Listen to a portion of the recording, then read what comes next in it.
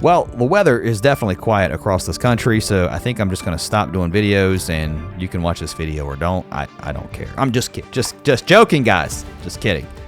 It's a little active right now. We've got some snow across the west, and 8,000 of you have subscribed. First, before we get into the weather, I want to say thank you so much. It's a huge deal for me anyway, here on this small channel where we just talk about the weather. So if you like this kind of stuff, I hope you'll come back maybe when the weather's not so boring. Hey, listen, I like quiet weather. I'm not going to lie, because it's usually nice, but there is some active weather across the west, and there's some snow over the next several weeks.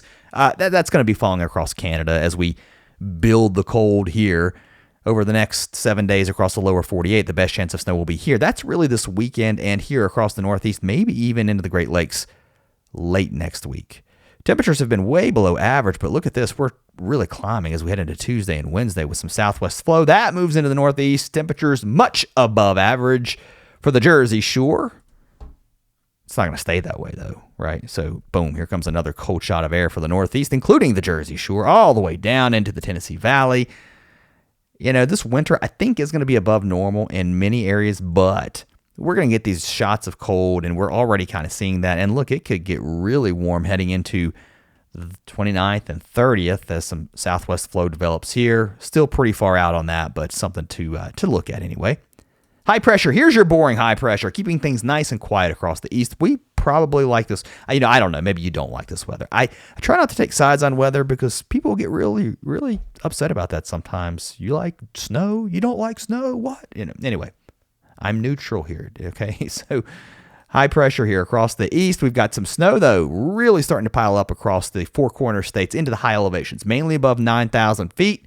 San Juan Mountains up into even the San Francisco peaks. I think there'll be some accumulation over a foot, maybe 2 feet once you get really high up. Again, 9,000 feet or so. High pressure is going to continue to keep things dry here across the east. Southwest flow developing here. We will likely start to see some rain showers develop by Tuesday and Wednesday from Iowa, and then up into parts of Minnesota. We're starting to feel that next push of cold air as we move now into really Tuesday night into Wednesday. That's going to dig south, and this starts to look kind of impressive, right? There's your trough. There's your surface low. That right there, guys, is going to probably move up into Canada, and as it does so, some much colder air is going to filter in behind it. Rain could change to snow in the states around the Great Lakes, places like Michigan, maybe back a little further to the west into Wisconsin and parts of Minnesota. And then I think as this pivots to the east, we're not going to see a huge infiltration of cold air into the south, kind of like what we saw with that last area of high pressure that moved in. But this is some colder air, so temperatures will go back down below normal. So we're cooler than average here with some snow here. And I'll tell you what, I'm going to back it up just a little bit. Just depending on how all this develops, this could bring some snow here into parts of Canada. Eastern Canada, I don't know if it gets down here along the river, places like Montreal. I don't know, but listen, if this thing wraps up, we could see a decent dump of snow here. Again, we're talking about next week, next Friday, heading into Saturday.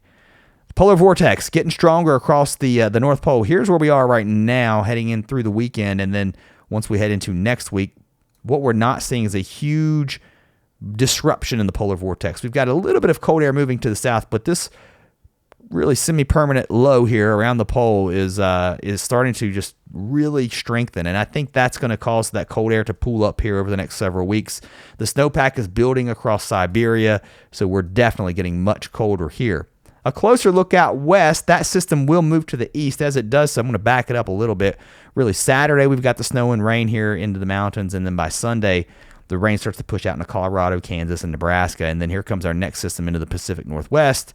Then we start to dry out some. And then I think another storm moves here by Thursday and Friday with more rain and snow for the Pacific Northwest. Kind of dry, though, here across the Southwest and into the Intermountain West. Or is it Intermountain West? I think it's Intermountain West. And then some snow into the Cascades, some rain showers, too. So it looks like a parade of storms heading for the Pacific Northwest. And finally, we're looking at the tropics right now. Maybe some development. The National Hurricane Center has lowered this chance to about 20% over the next 7 days. So it's not pulling it up into the lower 48. That's what it looks like as of right now. All right, see you next time.